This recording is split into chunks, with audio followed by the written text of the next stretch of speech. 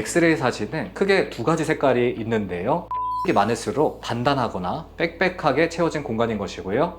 색이 많을수록 물렁하거나 비워진 공간이 되겠습니다. 입속의 세균이 음식물을 먹고 분해하게 되면 산성 물질이 나오게 되는데요. 이것이 치아 표면의 범랑질과 상아질까지 녹이게 됩니다. 그러면 색으로 보이게 되는 것이죠.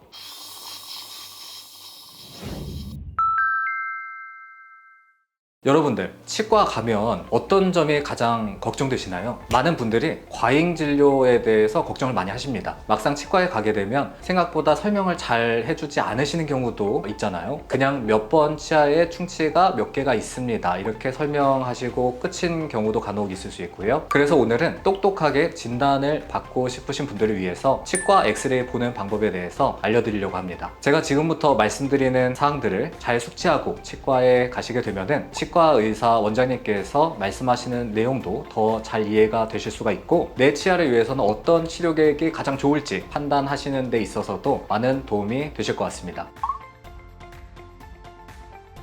우선 엑스레이 사진은 이 좌우가 반대입니다. 그러니까 엑스레이 사진에서 오른쪽이 내 왼쪽, 또 왼쪽이 내 오른쪽이 되는 것인데요. 쉽게 말씀드리면 이 치과 엑스레이 사진에서는 내 얼굴과 좌우가 반대다, 이렇게 보시면 되겠습니다. 엑스레이 사진은 크게 두 가지 색깔이 있는데요. 바로 하얀색과 검은색입니다. 하얀색이 많을수록 단단하거나 빽빽하게 채워진 공간인 것이고요. 반대로 검은색이 많을수록 물렁하거나 비워진 공간이 되겠습니다. 예를 들어서 아예 빈 공간의 경우에는 가장 까만색이 되겠고요. 치아나 뼈는 중간 정도의 하얀색, 그리고 레진이나 치과 보철물 같은 경우는 가장 진한 하얀색으로 표시가 되게 됩니다. 그리고 모든 치아에는 번호가 있는데요. 이 번호 붙이는 방법이 몇 종류 존재합니다. 그런데 가장 많이 쓰는 방법을 알려드리면 전체 치아를 네 부분으로 좌우 상하 나누어서 각기 1번에서 7번까지 번호를 붙이게 되고요. 사랑니는 8번이 됩니다. 그래서 사랑니를 제외하고 누구든지 28개의 치아를 가지게 되는 것이죠. 이렇게 기본적으로 엑스레이를 보는 방법은 익혔어요. 그러면은 건강한 치아와 문제 있는 치아는 어떻게 다른 걸까요? 먼저 건강한 치아는 대부분 흰색이 많습니다.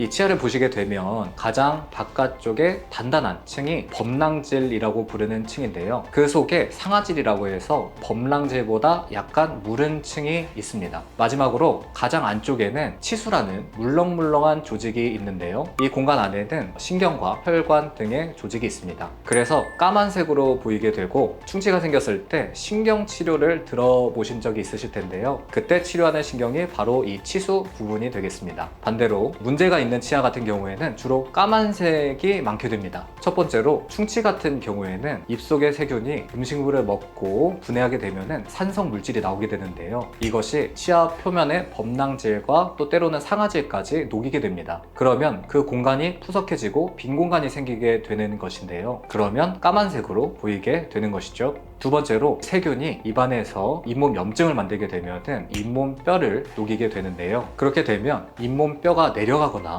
잇몸 뼈 안에 빈 공간이 생기게 되고, 이것을 물렁물렁한 염증 조직이 채우게 되는데요. 이렇게 되면 이 빈 공간이 엑스레이에 있어서는 까만색으로 보이게 됩니다. 뼈가 내려가서 보이게 되고 뼈 속에 까만 빈 공간이 보이게 되는 것이죠.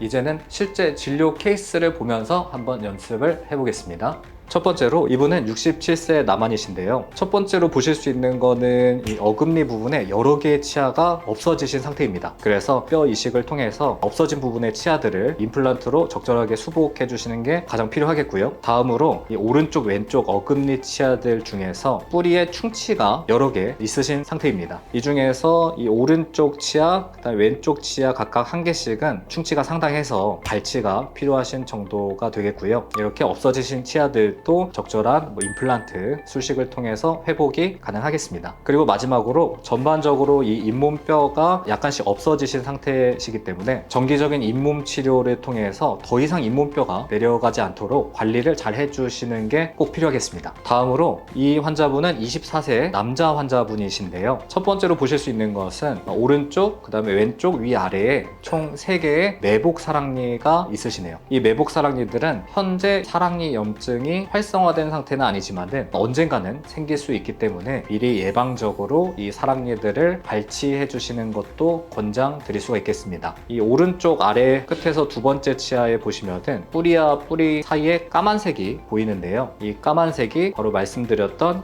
잇몸 염증으로 인해서 뼈가 녹아서 없어져 가지고 이렇게 까만색으로 보이게 됩니다. 이런 부분들은 지속적인 잇몸 치료를 통해서 더 이상 뼈가 없어지지 않게 잘 관리를 해 나가시면 되겠습니다. 이 환자분 같은 경우에는 커다란 충치가 있거나 하지는 않으시네요. 근데 남녀노소 누구에게나 가장 중요한 것이 있다면 바로 예방치료인데요. 연 1회 건강보험 스케일링을 정기적으로 잘 받으셔서 충치, 잇몸을 둘 다 잘 관리를 해 나가시면 되겠습니다.